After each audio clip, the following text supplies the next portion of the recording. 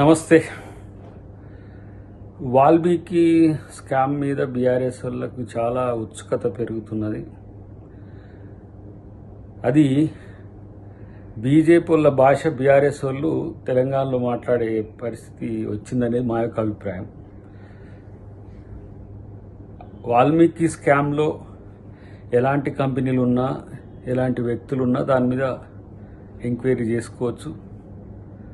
అవసరమైతే మీరు తెలంగాణలో ఉండి కూడా అక్కడ మీ కుమారస్వామి కూడా ఉన్నాడు కదా, ఇలాంటి స్కామ్ జరిగినా కూడా దానికి బాధ్యులు ఎవరైనా సరే శిక్షించమని అంటుంది కాంగ్రెస్ పార్టీ. తప్పితే ఇలాంటి స్కామ్లను ప్రోత్సహించేదైతే 2G స్కాము లేకపోతే కోల్ స్కామ్లో కాంగ్రెస్ పార్టీ నాయకుల నిజాయితీ నిరూపించుకోవడానికి ఏకంగా ప్రధానమంత్రి సైతం ఏ విధంగా ఆ రోజు మన్మోహన్ సింగ్ గారు స్పందించినరో, ఒక కేసులను అయితే పివి నరసింహారావు గారు ప్రధానమంత్రి హోదాలో కోర్టుకు హాజరైన పరిస్థితి కూడా గమనించవచ్చు. మీ మాదిరిగా లక్షల కోట్లు బొక్కి ఇంకా ఏమంటాం సన్నాయి నొక్కులు నొక్కుతూ నిజాయితీ పరులుగా మాట్లాడుతూ రోజు తెలంగాణ ప్రభుత్వం మీద, కాంగ్రెస్ పార్టీ మీద, రేవంత్ రెడ్డి గారి మీద ఇష్టం వచ్చినట్టు మాట్లాడట్లే.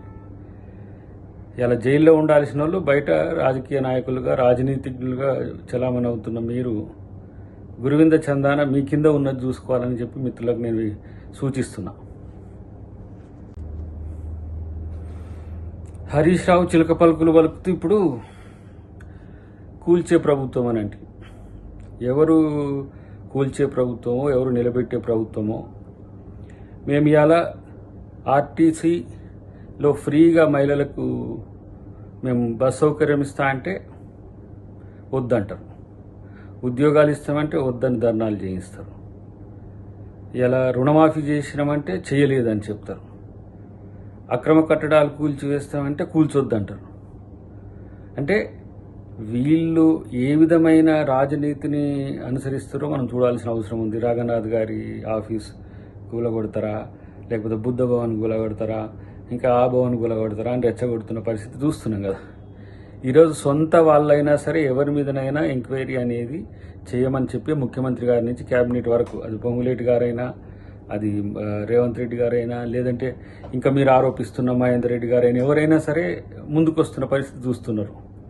ఇవాళ మీ ఆస్తులంతా కూడా అక్రమంగా సంపాదించుకొని మీ ఎక్కడ కూలుతాయని చెప్పి అక్రమార్కుల వెనుక ఉండడం, ప్రజలకు నష్టం జరిగితే నష్ట నివారణ చేసేది, ప్రత్యామ్నాయ ఏర్పాటు చేసేది తెలంగాణ ప్రభుత్వం యొక్క బాధ్యత. ఎలాగ మీకు బాధ్యత లేని వ్యక్తులు మీరు ఇష్టం వచ్చినట్టుగా ఊరికనే కారు కూతలు కూస్తున్నారు తప్పితే ఒక నిబద్ధత లేని పరిస్థితి ఇలా బీఆర్ఎస్కి వచ్చింది. కాబట్టి ఇలా మిమ్మల్ని ఎవరు పట్టించుకోరు. ఇవాళ రాజకీయంగా ఏం చెయ్యాలనో దిక్కు తోచని స్థితిలో మీరు, మీ పార్టీ ఎలా ఉన్నది. ఇంతవరకు కేసీఆర్కి ఏం చేయాలనో తెలుస్తలేదు, మీరు ఏం చేస్తే పార్టీలో పడుతుందో మీకు తెలుస్తలేదు. మీరు పెట్టుకున్న కొన్ని మీడియా సంస్థలో, మీరు నడిపిస్తున్న కొన్ని పత్రికలో రాసే వాటి మీద బతకాలని ఒక ఎత్తుగడుతూ ఉన్నారు. ఈరోజు కాంగ్రెస్ ప్రభుత్వం చేస్తున్న ప్రతి అంశం మీద ప్రజలు సునిశ్చితంగా గమనిస్తున్నారు. ఇలా మీరు వాల్మీకి స్కామ్ అని చెప్పి కర్ణాటక తీసుకొచ్చి తెలంగాణ మీద రుద్దాలని చూసినా, చెరువులో కట్టుకున్న వాళ్ళను కాపాడాలని చూసినా, గత 10 సంవత్సరాలుగా మీరు పెంచి పోషించిన ఎవరైతే రాజకీయ బేహార్లు ఉంటారో వాళ్ళకు కేటాయించిన బినామీల పేరు మీద జరుగుతున్న వాటిని ఏమన్నా కూలుస్తారనే భయంతోనో, ఇవన్నీ కూడా మిమ్మల్ని వేధిస్తుంటాయి. సహజమే, పవర్ పోయినాక ఈ మాత్రం పరేషాన్ ఉంటుంది.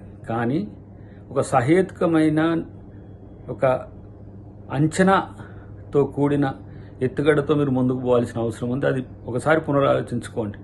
కాబట్టి రేపు బీజేపీలో కలుస్తారో, బీజేపీతో పొత్తుతో పోతారో, అసలు మీ రాజకీయ భవిష్యత్తు మీద మీకే ఒక అంచనా లేని పరిస్థితిలో ప్రభుత్వాన్ని, ప్రజల్ని కన్ఫ్యూజ్ చేసే ప్రయత్నం చేయకండి. అందరూ స్పష్టంగా ఉన్నారనేది నేను హరీష్ రావుకు, కేటీఆర్కు వాళ్ళకు ఒక విజ్ఞప్తి చేస్తున్న ఒక హెచ్చరిక కూడా.